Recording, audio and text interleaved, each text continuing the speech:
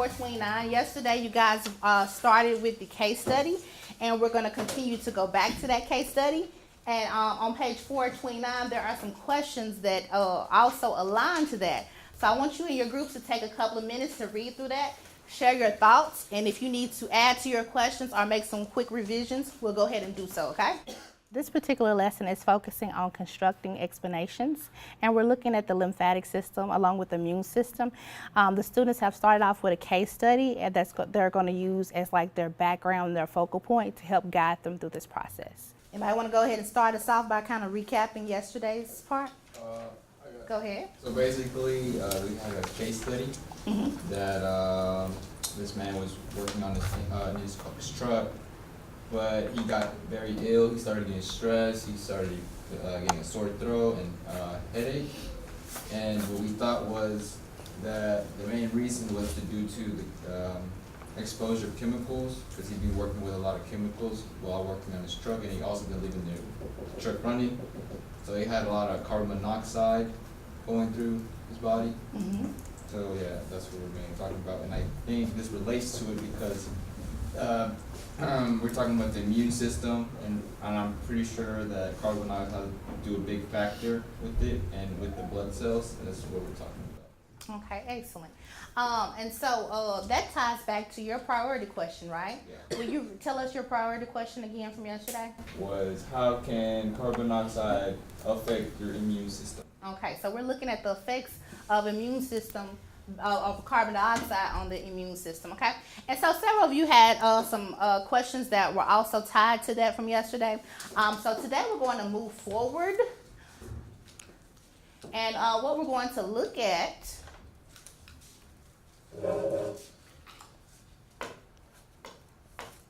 if it decides to work for me today, what we're going to look at are a couple of articles that I have put on your desk.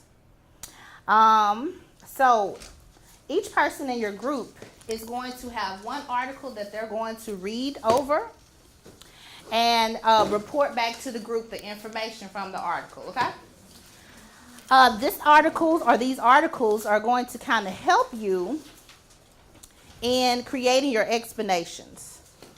So there should be 3 articles, and then the 4th person in your group, I want you to get a laptop, and then you're going to research to see if you can find another article that's going to help with the explanation of your priority question. I gave them a couple of research articles that allowed them to find out more about chemical exposure.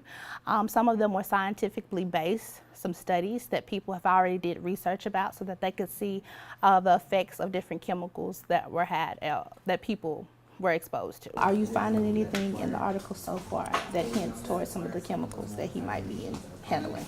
I mean, I looked it up. Huh? I looked it up. And so what you find? Benzene. Benzene? Okay, so there's a couple of articles over here that are dealing with benzene, so you want to pull out any content that you see that could come back and help with your explanation, okay? So that would be number 4, or no, that would be number 5. What I think I know what caused the phenomenon. What do you mean by what phenomenon? My question, or why he got sick? Well, his illness essentially is the phenomenon that you're looking at. And so explaining how he got sick kind of explains that. So we said he was working on his truck with his engine on in the enclosed garage. Is that a good answer for number 2? What I think I know caused. Right? If that's what you think, then yes, it's perfect. Okay. So we use the scientific writing template or explanation tool, and it has several different components in it. The first part is when they have to come up with a research question. And so what we did was we did an activity where they generated questions off of the case study and also off of the video clip. And then they had to combine those questions into something that would be testable, that they could actually research and find more information about. Once they did that, they labeled that their priority question. Then they wrote out any information that they already knew about the topic, as well as any information that they needed to know about the topic. All right, if you would, go ahead and flip over to the back of your laminated sheet with the scientific explanation evaluation tool, okay? So these boxes are showing components of an explanation, and we're going to use this to help formulate our explanations. And we're also going to use this to help provide feedback to each other concerning these explanations, okay? So you're going to do your initial explanation for your priority question, your research question, taking in consideration these 4 components, as well as the information that you just gained and recorded for 4 and 5, okay? After you do your explanation, your initial one, we're going to put them up. We're going to do a quick gallery walk. Everybody has Post-its at their group, and what you're going to do is provide feedback to each group using the components, the 4 components that we have here, okay?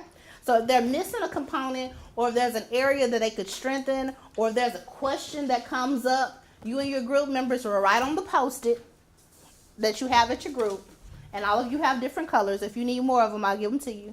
But you'll write whatever questions, comments, advice that you give them, whatever feedback, and you're going to put it on their chart, okay? But first, we're going to use the same rubric to construct our explanations, right? The students use the writing template evaluation tool, which helps them to see the different components of a good explanation, and then they're able to provide each other feedback, identifying what aspects students might be missing from their explanation, so that when we go back tomorrow, they'll be able to kind of fill in those gaps, look at the feedback, and then add to their explanation to make it better. All right, so tomorrow, listen, what we'll do tomorrow is that we'll come back in, we'll continue to give some more feedback, and then you and your group will collect your chart paper and your feedback, and then you'll do your revisions. Your revision time might include some more research if that is part of your feedback. It may cause you to have to go back and look back at the case study so that you can pull out some more information to support your explanation. But we'll finish that up on tomorrow, okay? Any questions? All right, thank you. A lot of times we kind of have an idea of an answer or a response to explain some type of phenomena, but we have to do a lot of research. We need to research and explore it so that we can have some evidence that supports it and that helps explain it so that we can explain it and justify it to other people.